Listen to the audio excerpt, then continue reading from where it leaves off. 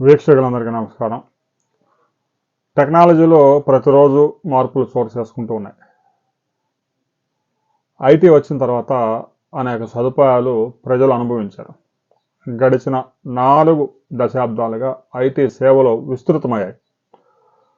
ఒకప్పుడు cash draw చేయాలంటే బ్యాంకుకు వెళ్ళి టోకెన్ తీసుకొని గంటల తరబడి లైన్లో నిలబడి 45వ నెంబర్ టోకెన్ ఇస్తే ఆ టోకెన్ వచ్చే వరకు నిలబడి ఒక 1000, 2000, 5000, 10,000 ఆ బ్యాంక్ నుంచి తీయడానికి అయ్యేది. అంటే దాదాపుగా ఒక హాఫ్ డే మొత్తం బ్యాంకులో క్యాష్ కొద్దిగా తీయడానికే టైం పట్టేది. ఆ తర్వాత ఐటీ సేవలు విస్తృతం అయిన తర్వాత ఏటీఎంలు, డెబిట్ కార్డులు ఇవన్నీ అందుబాటులోకి వచ్చాయి.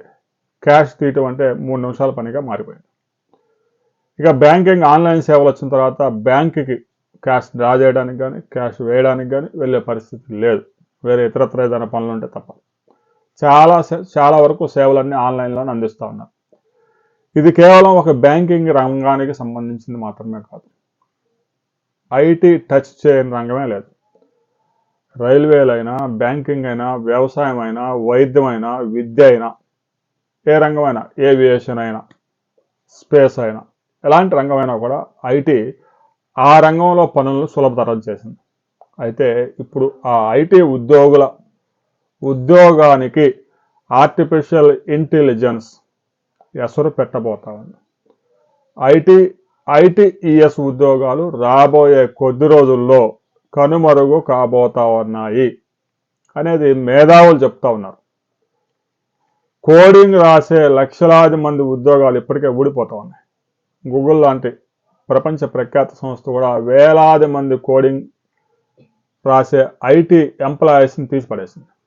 అమెజాను అదే పరిస్థితి, మైక్రోసాఫ్ట్ అదే పరిస్థితి, కాగ్నిజెంట్ అదే పరిస్థితి. ఇక కోడింగ్ అంతా ఆర్టిఫిషియల్ ఇంటెలిజెన్స్ ద్వారా చేయించడం, ఫైనల్గా దాన్ని ఒకసారి చెక్ చేసి దాన్ని మార్కెట్లోకి రిలీజ్ చేసే విధంగా కొద్దిమంది ఎంప్లాయీస్ని తయారు చేస్తూ ఉన్నారు.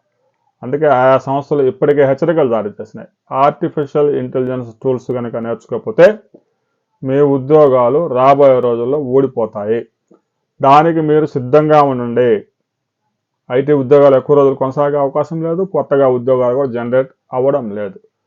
కొత్తగా ఆర్టిఫిషియల్ ఇంటెలిజెన్స్తో పాటుగా మరికొన్ని సాంకేతిక పరిజ్ఞానాల ఆంథ్రోపిక్స్ లాంటివి కూడా వస్తూ ఉన్నాయి. ప్రముఖ ఐటీ కంపెనీలు కూడా వాటితో టైఅప్ అవుతూ ఉన్నాయి. రాబోయే రోజుల్లో ఉద్యోగుల్ని గణనీయంగా తగ్గించడం, లాభాలను భారీగా పెంచుకునేందుకు కంపెనీలు చేస్తున్న ప్రయత్నాల్లో భాగంగా ఉద్యోగులకు ఎసరు వచ్చే అవకాశం ఉంది. ఆల్రెడీ ఇప్పటికే 15-20 సంవత్సరాల నుంచి ఐటీ ఉద్యోగాలు చేస్తున్న ఉద్యోగాలు పోయే అవకాశం ఉంది. కొత్తగా రంగంలో ఉద్యోగాలు జనరేట్ అవ్వడం తగ్గుతుంది. ఇక ఐటీ రంగంతో పాటు ఆర్టిఫిషియల్ ఇంటెలిజెన్స్కి సంబంధించిన కోర్సులు, టూల్స్ కనుక నేర్చుకోకపోతే ఆ రంగంలోకి ప్రవేశించే అవకాశం కూడా లేదు.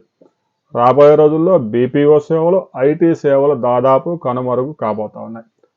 కార్మికులు, రోబోలు కలిసి పనిచేసే కాలం ఎంతో దూరంలో లేదు అని కూడా ప్రముఖ నిపుణులు హెచ్చరిస్తున్నారు. రాబోయే కొద్ది రోజుల్లో ఆర్టిఫిషియల్ ఇంటెలిజెన్స్కి సంబంధించి భారత్ ప్రపంచంలోనే ఒక రోల్ మోడల్గా నిలవబోతా ఉంది. దీనికి సంబంధించి ఢిల్లీలో ఆర్టిఫిషియల్ ఇంటెలిజెన్స్కి సంబంధించి ఇంటర్నేషనల్ సెమినార్స్ జరుగుతూ ఉన్నాయి. 2047 నాటికి భారత్ ఆర్టిఫిషియల్ ఇంటెలిజెన్స్లో ప్రముఖ స్థానంలో ఉండాలనే ఉద్దేశంతో ప్రయత్నాలు జరుగుతూ ఉన్నాయి. ఐటీ రంగంలో ఎలాగైతే భారత్ ప్రపంచంలోనే అగ్రదేశాలతో పోటీ పడుతూ ఉందో, ఆర్టిఫిషియల్ ఇంటెలిజెన్స్లో కూడా భారత్ పట్టు నిలుపుకునేందుకు చేస్తున్న ప్రయత్నాలు ఫలించాలని ప్రతి ఒక్కరూ ఆశిద్దాం.